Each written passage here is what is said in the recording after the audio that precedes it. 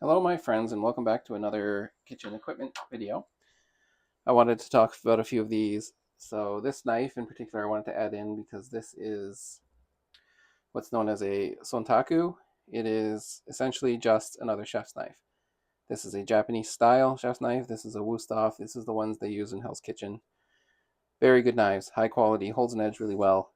But a lot of people don't know that it's just another chef's knife and think it has special purposes. It's very, very good for slicing. I do prefer it over chef's knives in a lot of situations, but it's just another all-purpose knife for me. So I wanted to point that out because you see these a lot of places, and I think not a lot of people know it's just another normal knife.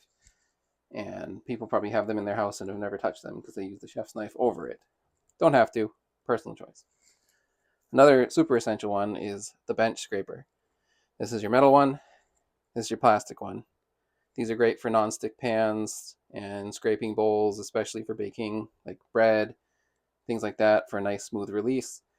Metal one, same purpose, great for mostly cutting boards, collecting things when you cut them. And I mean, these are must-haves in a kitchen. This is your fish spatula. So this is a pretty good all-purpose spatula, honestly. Really good for delicate work, especially if you're working with fish, obviously, but it's good for eggs, flipping bread, something that's delicate because it slides really under really nice. It's really light and doesn't have a lot of space for things to grip. So I definitely recommend everybody gets a good fish spatula. They are wonderful in the kitchen. Meat mallet. I mean, pretty self-explanatory. Flatten meat, great for flattening chicken. You want to flatten your chicken if you want it to cook evenly and quickly. And you can also put it in a plastic bag, hit it with the bottom of a pan. I like the meat mallet. It's pretty universal, pretty easy to use, and good for tenderizing meat. There's also other methods of tenderizing the meat we can cover in another episode, but it's good to have. If you have to pick anything on this table, I'd go with the bench scraper. Universal, good for everything. You got metal and plastic, used for every purpose, and I can't recommend those enough. Then your immersion blender, probably one of the best things I ever bought for my kitchen. The immersion blender, handheld blender, you don't have to worry about anything. You don't have to worry about large utensils. You don't have to worry about space, especially if you have a small apartment like I do. Great for making sauces. If you don't have a blender, you can do it right in the pan. I love my immersion blender.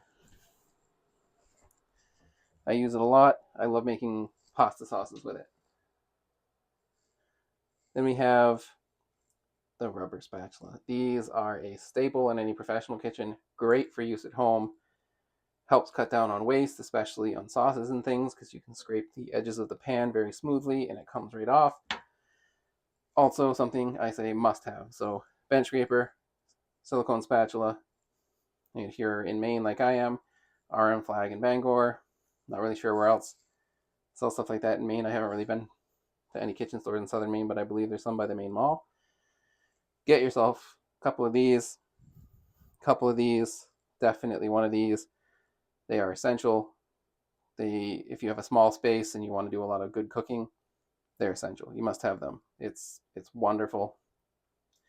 And what I've learned from working at home and working professionally, most of the good quality food you have isn't just the quality they buy, but it's the quality of the equipment. So always think, how can you upgrade your equipment? I have a bunch of professional frying pans in my house, professional sheet pans, silicone pads for baking. I'll probably cover some of that stuff eventually. But I wanted to share what I had, talk a little bit about like the Sontaku. And I mean, recommendations are important for a lot of people. I know that some people are a little afraid of cooking. I'm hoping to help over time dispel some of that for people because cooking is such a beautiful thing. It's a part of all of our lives in every single way, every part of our lives, up from birth until death, marriage, everything in between. So don't be afraid of it. Experiment, and following a recipe doesn't make you bad at cooking. Googling a recipe doesn't make you bad at cooking. As long as you're cooking, you're doing just fine. I Google recipes, then I adjust them to suit my needs and my likes and what I think people will enjoy. And that's fine. There's nothing wrong with that. I've been cooking for a long time. I still need a recipe for a lot of things. Just don't get down on yourself. Don't get imposter syndrome. Buy the essentials and just start cooking. Set timers. Be patient with yourself and just focus on the quality of the food. When you're cooking, turn it into an experience. Work with your family, your spouse, yourself, whatever. It should be fun and it should be delicious. And I will see you all in the next one. And I hope you all have a great day. Thank you. Make sure you like and subscribe. Leave a comment if there's anything you want to see or have me talk about. I'll happily take a look at that.